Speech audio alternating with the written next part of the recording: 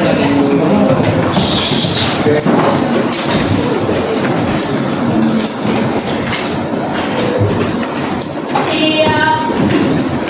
Sebelum mulai pembelajaran, marilah kita berdoa terlebih dahulu. Berdoa dimulai.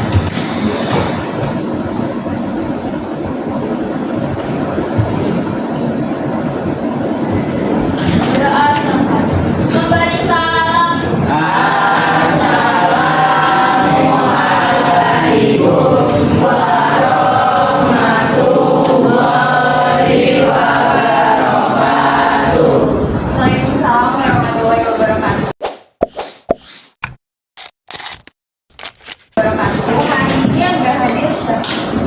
Baik. Oh, yang event yang 4 orang. Ya.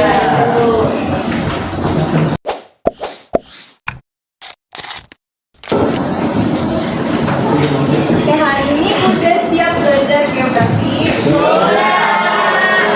Siap. HP-nya ditaruh di depan, jangan ada yang main HP. Jadi semua sekarang fokusnya ke depan. Nah, ada pertemuan minggu lalu, ada yang masih ingat kita belajar materi apa? PD atau penginderaan jauh. Ibu mau tunjuk random ya? Jelasin. Coba Ais mana? Ayo Ais. Jauh tuh apa sih? Pakai bahasa kamu aja sendiri. Penggunaan jauh itu sesuatu yang dilakukan dari jarak jauh tanpa kita datang ke objek seseorang. Oke, tadi Ais bilang dari jarak jauh tanpa datang ke objeknya langsung.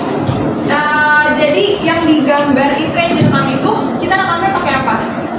Oke, alat itu namanya ada suara.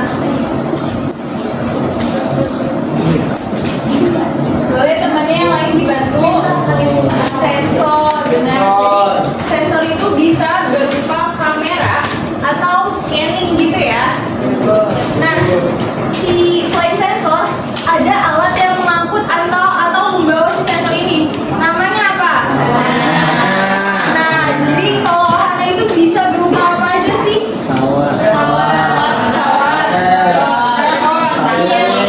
Satelit, apa? Mobil dari bawah dong. Yang dari atas. Kenapa? Roket, pesawat bisa, helikopter, balon udara juga bisa ya. Nah, ada yang bisa nyebutin nggak selain tadi sensor dan wahana, komponen apa lagi yang diperlukan di penginderaan jauh? Kemarin yang di papan tulis udah sempat kita bahas, ada berapa komponen penginderaan jauh? Saya mulai. Pertama ada sumber tenaga, pasif dan alami kayak matahari. Terus harus tenaga aktif buatan. Terus kedua ada objek sasaran yang ingin diangkat. Terus ada atmosfer. Terus ada sensor wahana. Terus ada perolehan data. Bisa visual, bisa digital, dan terakhir ada komputer. Oke, terima kasih Ma. Berarti masih pada ingat ya? Sekarang kita lihat gambar dulu.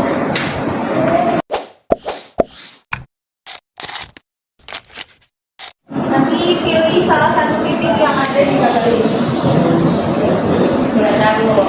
Caca, mana Caca? Caca siapa? Salsa. Kamu pilih titik yang mana? Yang matahari. Matahari sebagai apa?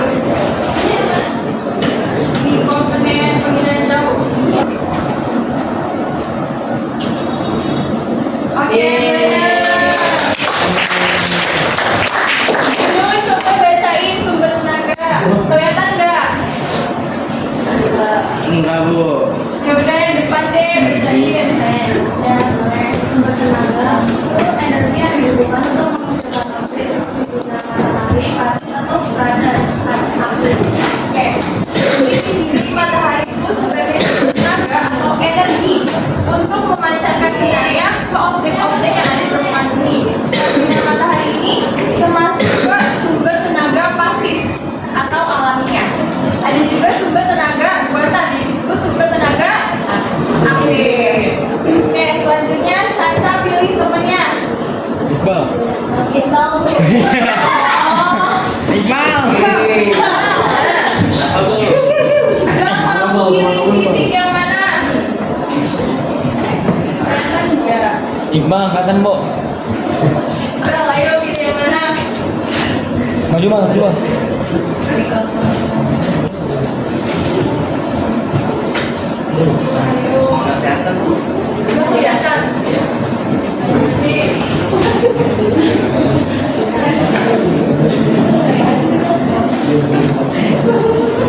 Rumah jadi.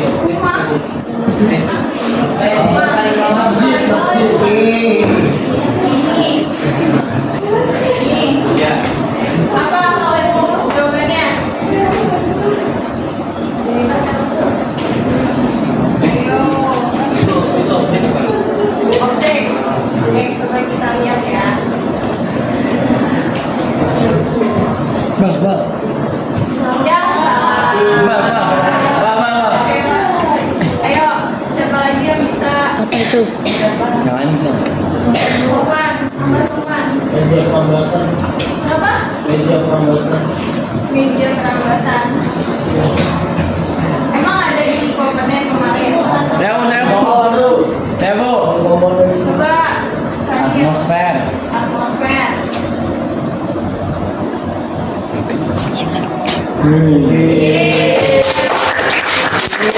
Oke, jadi di atmosfer ini di lapisan udara tempat penyerapan atau penyaringan sinar matahari ya dari sumber tenaga ini sebelum akhirnya sampai ke permukaan bumi. Oke, tadi siapa Fadil ya? Ya, Bu. Tunjuk temannya satu orang. Siapa? Bani. Bani. Ini, berarti pilih titik yang mana? Aduh. Kelihatan nggak?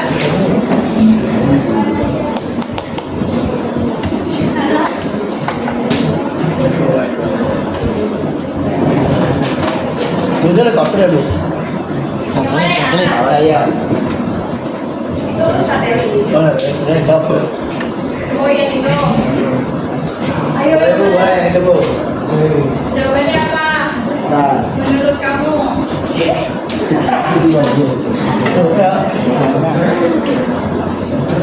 sensor, Bu, sensor. Sensor. Oke, kita coba ya. Ya. Ya. Apa Ziva? Mana? Loh. Terus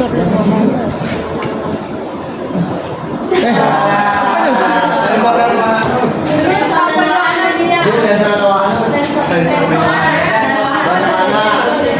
Ya, Bu. Boleh, ya. Udah nih, Bu. Ya, 1, 2, 3. Cepat.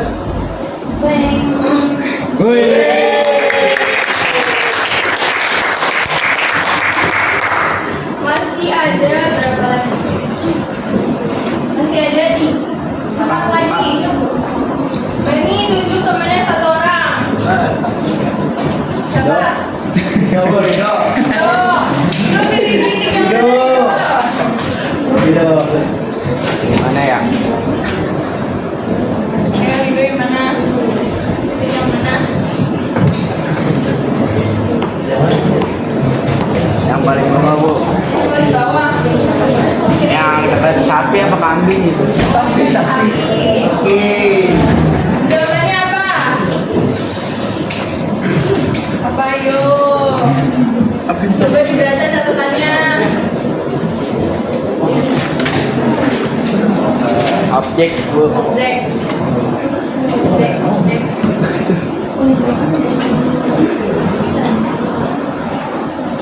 Yang ini kan? Objek. Iya, Bu. Oke,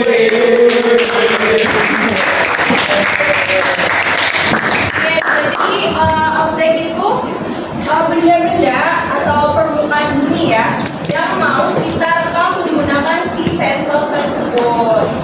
Nah, selanjutnya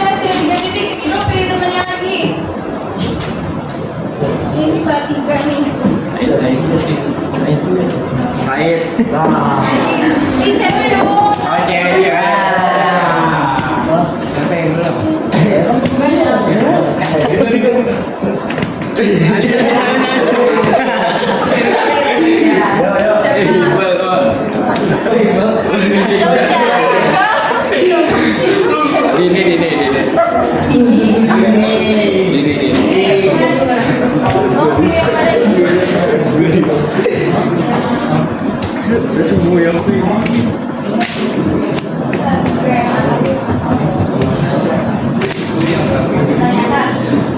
Jawabannya apa menurut diri?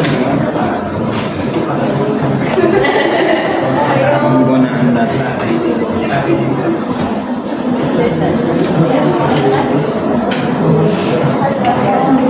Mulai data. Yakin? Itu. Mulai data.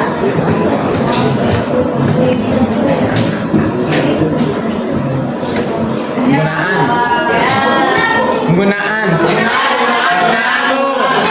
Pengguna data. Ya, boleh. Ya.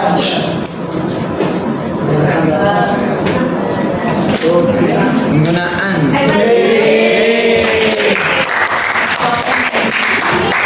Temennya lagi satu orang. Cowok ya, Dit?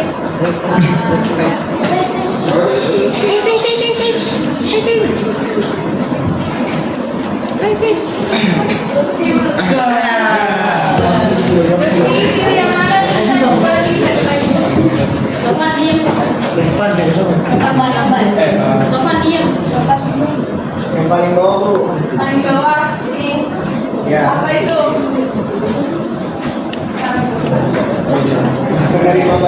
Penerima data. Penerima data. Ya.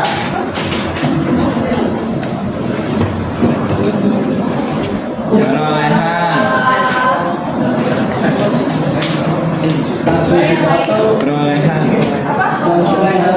Perolehan. Perolehan data.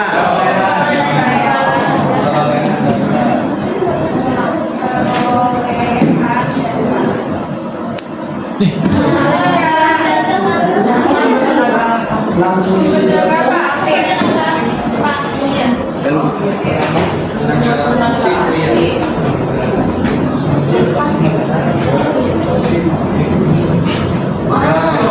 langsung isi data. Sebenarnya apa? Kan tadi udah mana?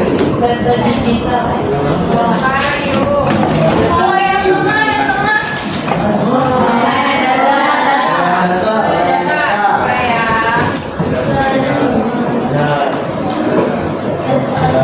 Yeay. Titik nih, ada yang bisa nggak? Data sensor. Jadi kan kamu udah di atas. Sensor apa? Sensor elektronik. Ya.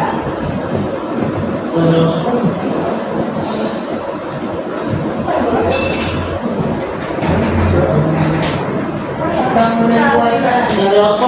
Salah. Stereoskop. Bukan. Bukan. Salah juga. Oke. Jadi langsung aja kita buka ya. Ya. Jadi ini dinamakan dengan stasiun bumi. Jadi sebenarnya emang dia nggak masuk ke komponen penginderaan jauh. Ibu sengaja masukin biar nanti kalau misalnya ada gambar yang berbeda, ini kan beda dari yang kemarin gambarnya. Kalian tetap paham, bisa ngerti. Jadi di stasiun bumi itu tempat terima datanya. Sebenarnya benar tadi ada yang jawab tempat terima data. Cuma lebih tepatnya dinamakan dengan stasiun bumi. Gitu, paham? Oke, karena penginderaan jauh kalian sudah paham, udah ngerti, terus kemarin udah dari AKPD juga. Kita masuk ke materi baru. Ini materi terakhir di semester ini, yaitu sistem informasi geografis.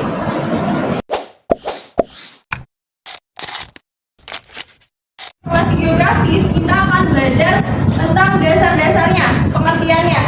Apa sih SIG ini? Sistem informasi geografis kalau disingkat bisa kita singkat dengan SIG biar lebih mudah. Terus yang kedua ada fungsi dari SIG. Yang ketiga ada komponen-komponen SIG atau apa aja yang akan kita bahas di SIG. Lalu yang keempat ada subsistem SIG dan yang terakhir manfaat SIG.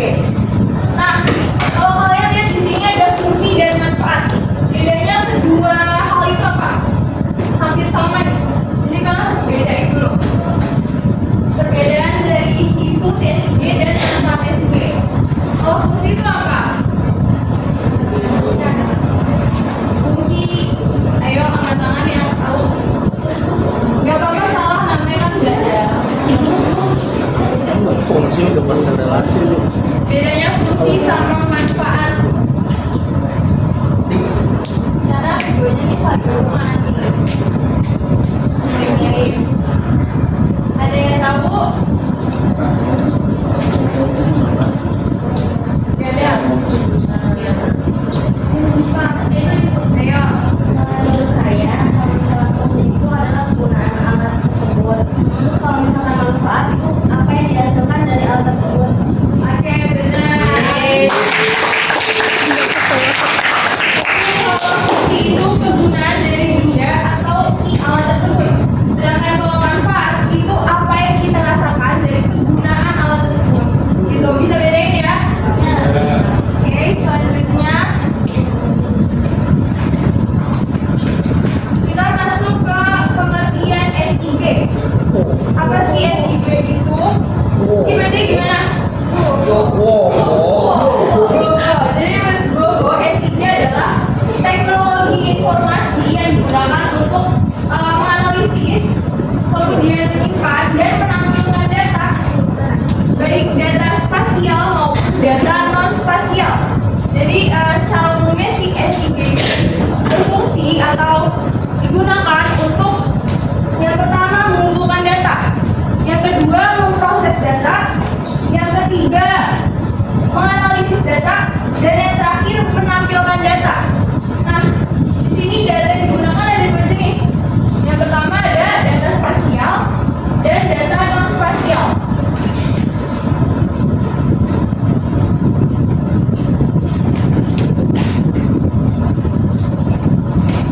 Yang belakang kelihatan? Sambil dicatat ya.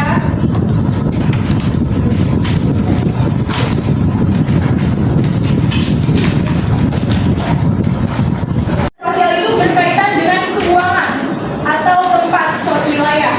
Biasanya digunakan untuk menentukan lokasi atau posisi suatu objek yang ada di permukaan bumi.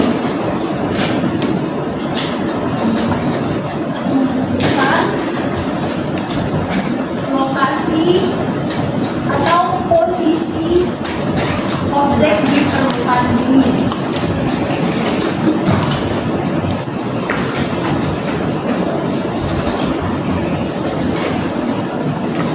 Nah, biasanya untuk menentukan lokasi atau posisi wilayah di bumi atau di peta, itu biasanya kita lihatnya dari apa? Clue-nya itu dua garis yang ada di komponen peta.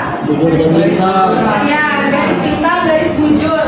Jadi untuk menentukan lokasi atau posisi kita bisa menggunakan titik koordinat atau garis hitam dan garis bujur.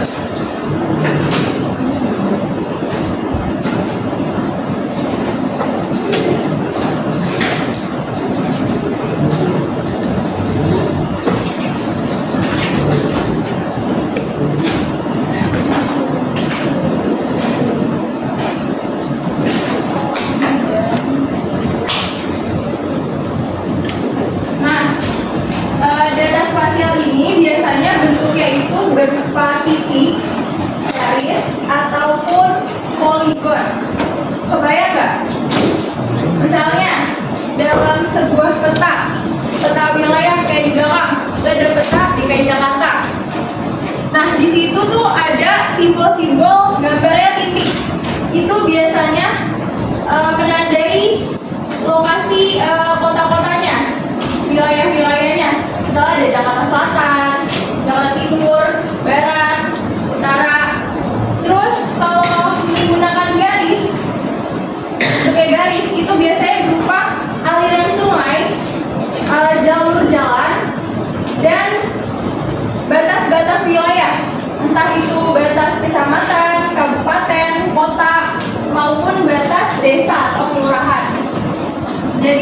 datanya di data spasial ini berupa titik, garis, dan poligon.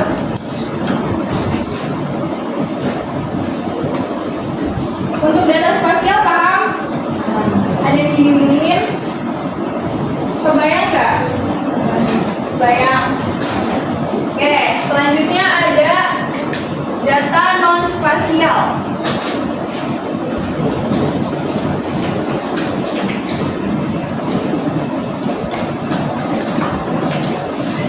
Nah, data non spasial ini merupakan data tambahan untuk melengkapi informasi yang udah didapatkan di data spasial. Kalau data spasial tadi itu kan tentang posisinya ya. Nah, kalau di data non spasial ini dia itu bisa menjelaskan peristiwa apa sih, atau gejala apa sih, atau objek apa yang ada di permukaan bumi. Jadi informasi selain dari lokasi atau posisi suatu objek. Nah, di data spasial ini biasanya ditandai dengan adanya angka, kemudian tabel, lalu ada grafik. Nah, jadi kalau disimpul ini antara data spasial dan data non spasial, kalau data spasial itu untuk menjawab pertanyaan di mana objek itu berada. Sedangkan kalau data non spasial itu untuk menjawab pertanyaan apa dan bagaimana objek atau fenomena tersebut terjadi. Gitu, paham? Bisa ya bedain antara data spasial dan data non spasial? Bisa? Oke. Selanjutnya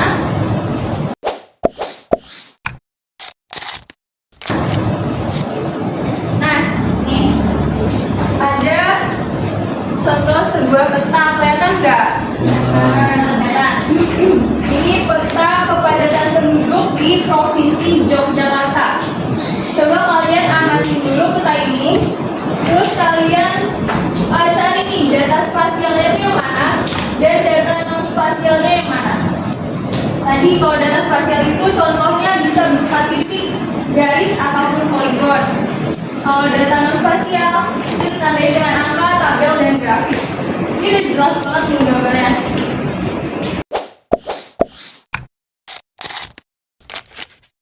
Dari batasan itu sama bulu itu kan ada garis perbatasannya. ini ya perbatasan garis di sini. Iya, Oke. Ada lagi data non spasialnya masih ada tuh. Yang warna biru merah tuh. Salah nggak? Yang warna biru merah grafik. Iya, yang warna biru merah grafik. Ini jumlah populasi berdasarkan jenis kelamin ya. Oke. Nah ini data spasialnya benar tadi yang dibilang Kirana. Batas-batas wilayah. Batas wilayah itu bisa berupa batas wilayah kabupaten, kota, provinsi, kecamatan maupun desa atau kelurahan. Dan data non spasialnya di sini ada jumlah penduduk berdasarkan jenis kelaminnya. Nah di sini ada luas wilayahnya.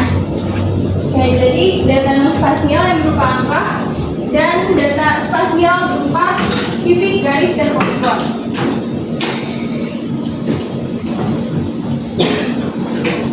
Nah ini selanjutnya, apa bedanya SIG dengan penginderaan jauh?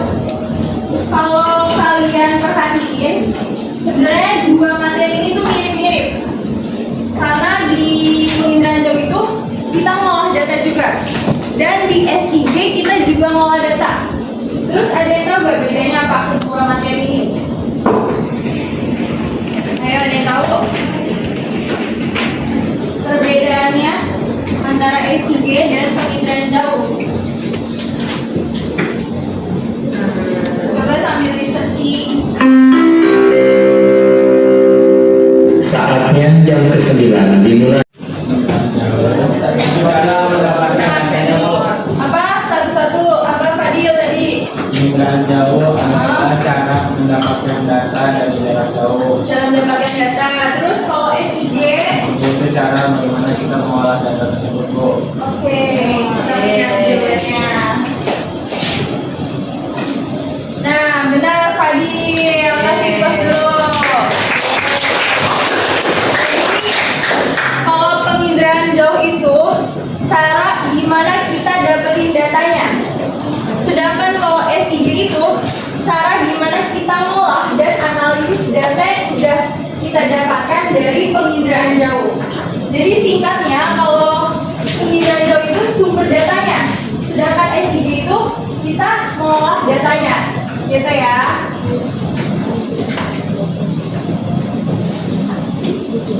Selanjutnya fungsi SIG.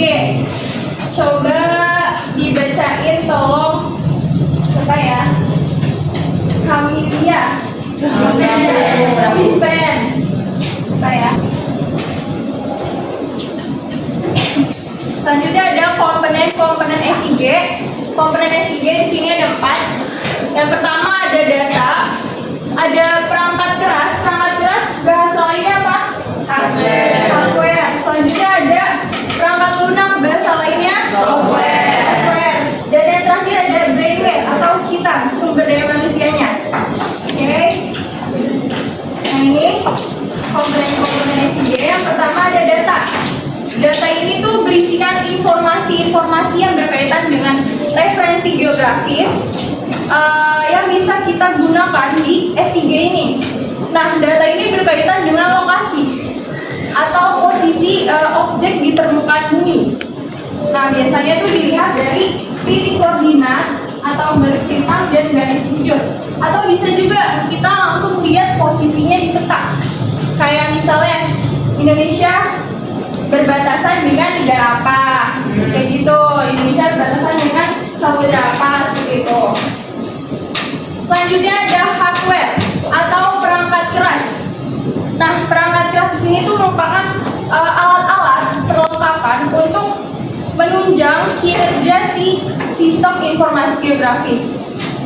Terus yang ketiga ada software atau perangkat lunak. Nah, perangkat lunak itu merupakan program-program atau aplikasi yang digunakan untuk bekerjanya si SIG ini.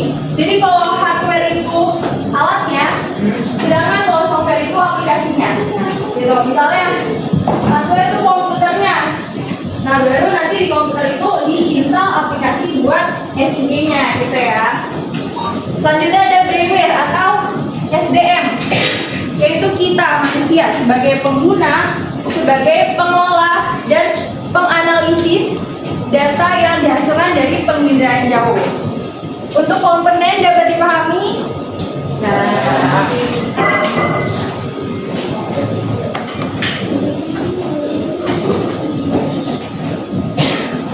Nah, ini ada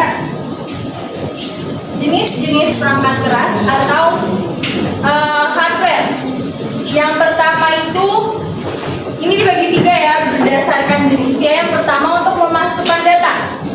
Jadi alat atau perlengkapan untuk memasukkan data itu biasanya menggunakan scanner atau digitizer. Scanner itu kita berarti memindahkan data, misalnya peta kertas, terus di scan, baru nanti dipindahkan ke komputer jadinya dari peta digital, gitu. Sedangkan kalau digitizer itu sebenarnya sama juga memasukkan data, tapi kita tambahin lagi kayak jalur-jalur jalannya atau titik koordinatnya, seperti itu. Selanjutnya ada memproses data. Di sini ada CPU dan hard disk. Kalau hard disk itu tempat penyimpanan datanya. Sedangkan kalau CPU itu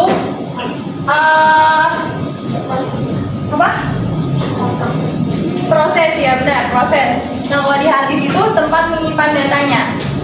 Selanjutnya ada jenis perangkat keras untuk mengeluarkan data atau outputnya. di sini ada printer dan plotter. Kalau printer ya udah biasa lihat lah ya. Nah biasanya kalau printer itu untuk mengeluarkan jenis kertas yang ukurannya kecil sampai sedang. Sedangkan kalau plotter data atribut.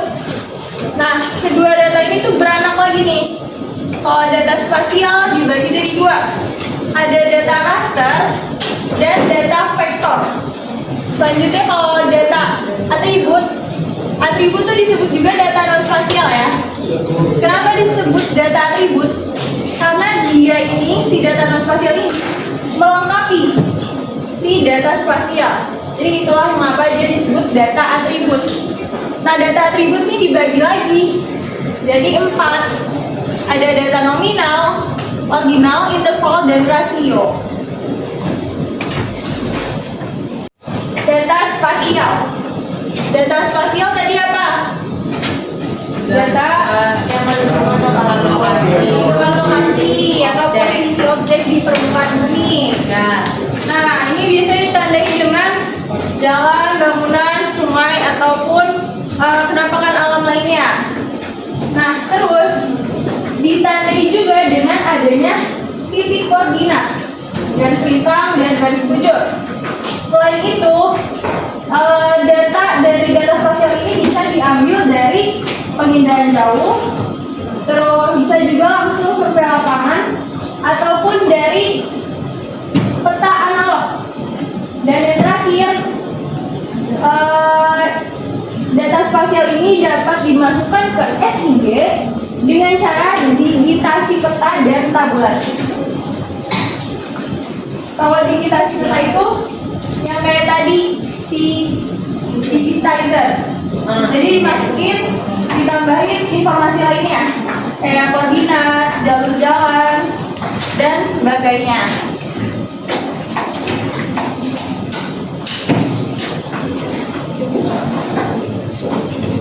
Nah ini ada jenis data spasial yang pertama, yaitu ada data raster. Jadi data raster ini ditandai dengan adanya grid atau kotak-kotak. Terus data raster ini mempresentasikan objek geografis dengan pixel. Nah terus data raster ini biasanya dihasilkan dari pengindahan jauh ya. Biasanya kalau bisa dilihat dengan jelas, kalau semakin di zoom itu dia semakin kelihatan gridnya atau kotak-kotaknya. Di sini nggak kelihatan ya. Ini sebenarnya gridnya yang putih-putih itu.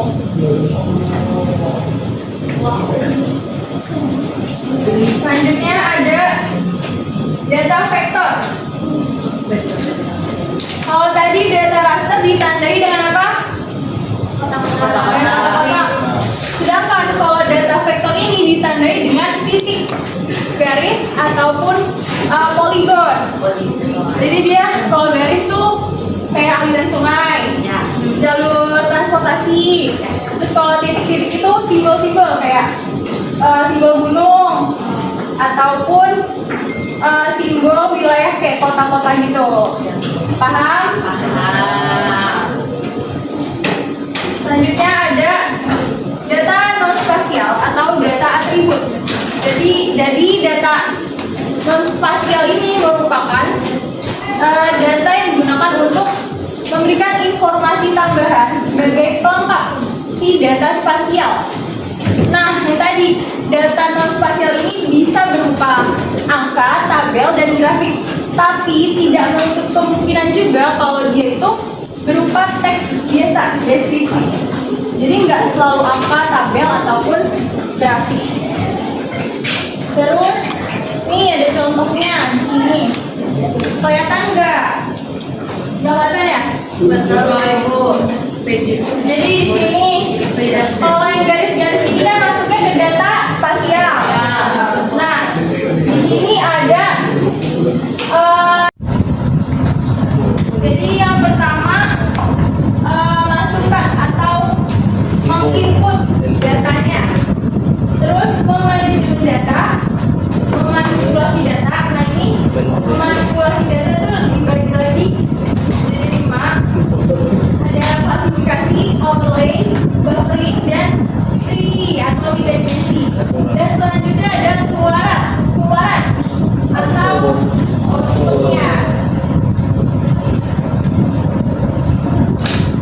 Nah, memasukkan data atau menginput data ini merupakan proses pengumpulan data spasial dan data atribut seperti misalnya dari peta, citra satelit, penginderaan jauh ataupun turun langsung ke lapangannya buat tahu di situ tuh ada objek apa aja. Selanjutnya ada manajemen data. Di sini tuh kita melakukan proses penyimpanan, pengelolaan dan pemeliharaan data. Jadi datanya harus kita jaga baik-baik gitu. Dan selanjutnya ada manipulasi dan analisis data. Yang tadi Sohan bilang, manipulasi data itu mengubah data. Jadi datanya bisa kita ubah sesuai dengan keperluan dan kebutuhan kita. Dan selanjutnya ada keluaran atau output. Nah ini biasanya bisa berupa peta digital, peta fisik yang tadi di print, terus bisa juga berupa tabel maupun grafik.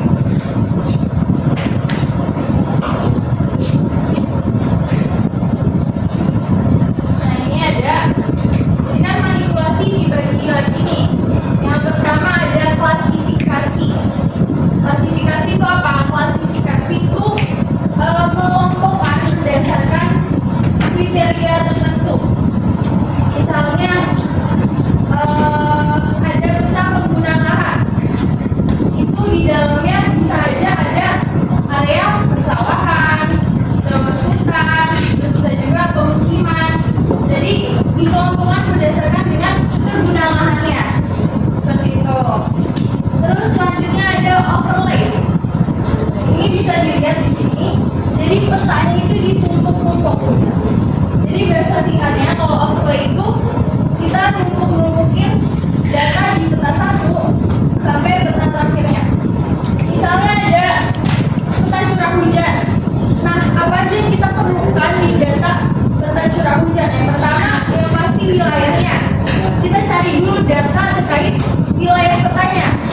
Itu di overlay pertama tuh, di layer pertama. Terus yang kedua, kita cari data terkait batas wilayahnya, batas administrasinya. Itu masukin ke overlay kedua, layer kedua. Terus selanjutnya yang ketiga, kita cari data persebaran curah hujannya. Itu kita masukin di layer atau overlay ketiga. Dan misalnya yang terakhir, itu kita masukin data terkait dampak dari curah hujan tersebut. Itu kita masukin di overlay keempat atau layer keempat. Jadi datanya itu ditumpuk-tumpuk terus dijadiin satu. Oke, paham ya overlay? Selanjutnya ada networking atau jaringan.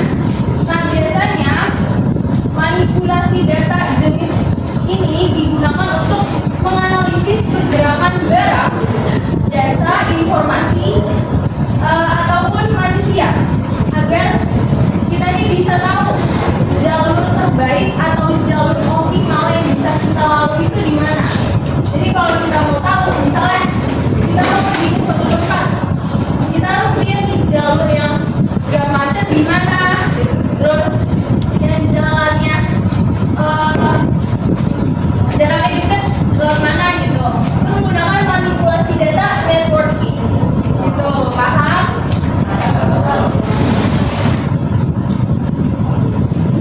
Selanjutnya ada buffering. Ada yang pernah dengar kata buffering? Boleh. Tapi kalau di sini cuma kayak gitu ya. Jadi buffering itu di sini digunakan untuk mengetahui zona pengaruh dengan jarak tertentu. Misalnya apa? Misalnya ada dalam satu kota ada rumah sakit. Nah, zona mana aja yang terdekat untuk mencapai rumah sakit tersebut agar memudahkan akomodasi kita, perjalanan kita. Jadi itu disebut dengan buffering. Selanjutnya ada 3D atau 3 dimensi. Nah, di 3D ini digunakan untuk menganalisis suatu objek dengan adanya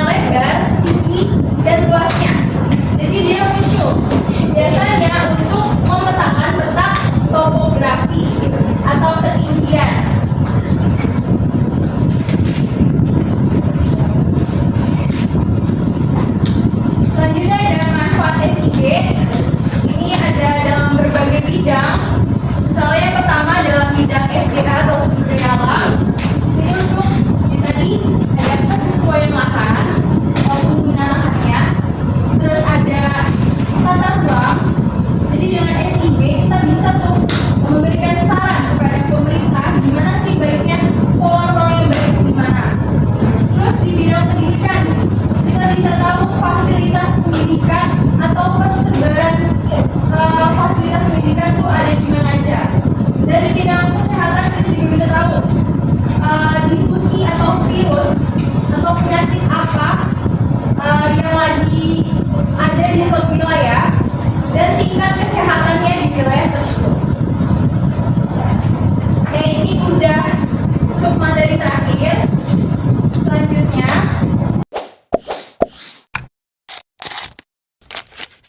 tugas berkelompok. Jadi satu kelompok isinya 4 orang aja biar nggak kebanyakan dalam satu kelompok. Gini aja kali ya, berempat gitu ya. Ya cepet ya. Oke, langsung nyatu ya berempat. Berapa ini? Kan berempat nih. Berempat. Saya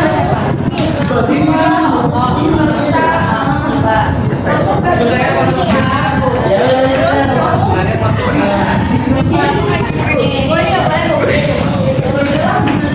Tapi jangan jauh-jauh ya.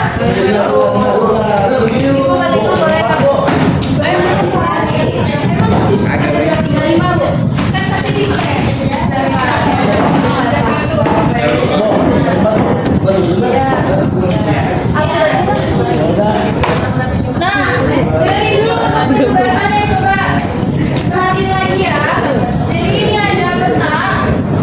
Jadi tiap poin itu analisis sebuah peta. Ini peta pertama, ini peta pertama. Fokus satu. Beda lagi.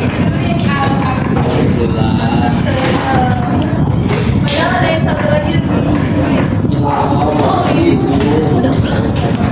Jadi kalian analisis ini poin-poinnya udah ada di samping. Tulis di buku tulis perwakilan kelompok aja ya. Oke, kita mulai berkelompok sekarang. Terus mulai dikerjain.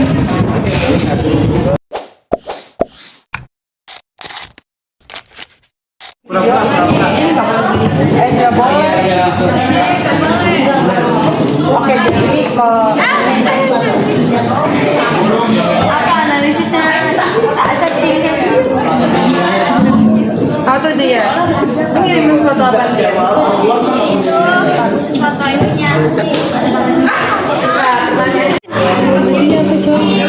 Basa-basi yang basi. Bilang aja lagi. Ini nanti di-mute kan?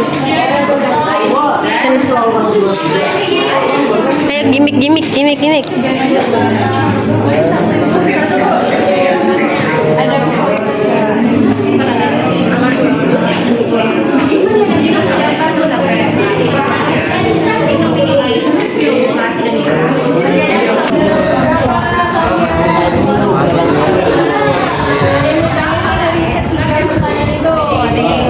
apa tuh?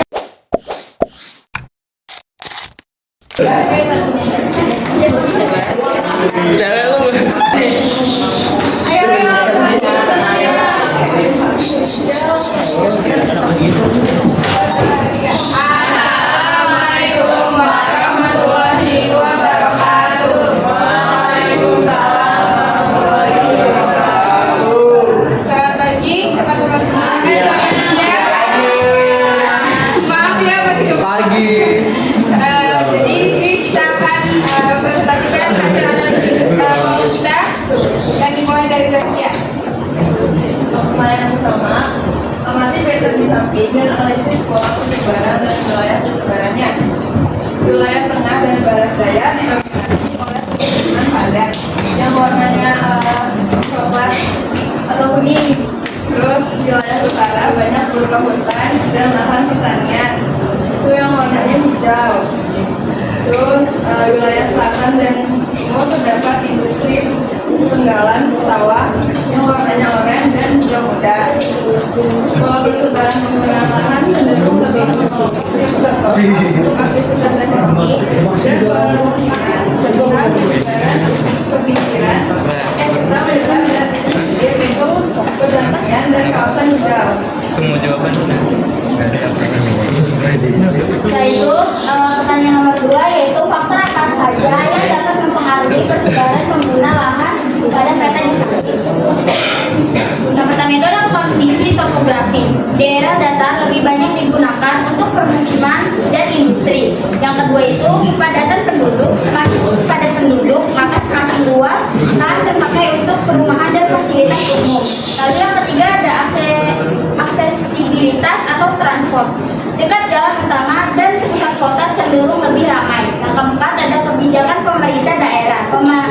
Penataan ruang dan zonasi mempengaruhi penggunaan lahan. Yang kelima ada ketersediaan SDA. Menentukan lokasi kegiatan pertanian atau industri. Selanjutnya itu pertanyaan nomor 3 adalah berdasarkan peta di samping, informasi apa saja yang dapat dikategorikan sebagai data spasial dan data non spasial. Yang pertama itu ada data spasial.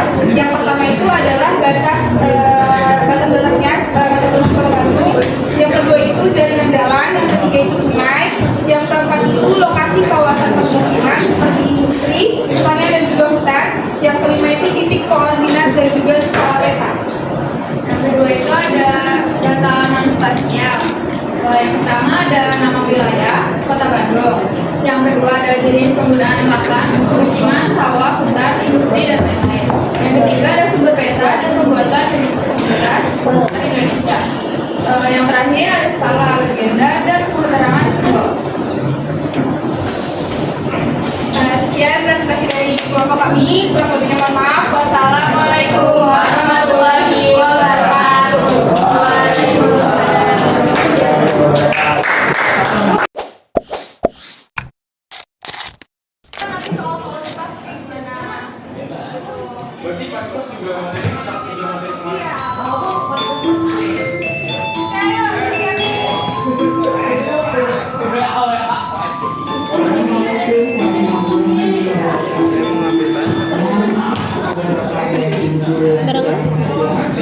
Mengingat keadaan segera berakhir, maka diumumkan kepada seluruh siswa untuk mengambil sampah yang ada di kelas dan laci masing-masing serta membuangnya ke tempat sampah.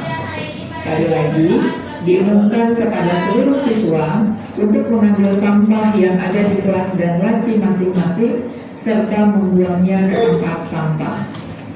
Jika telah selesai, dilanjutkan dengan berdoa yang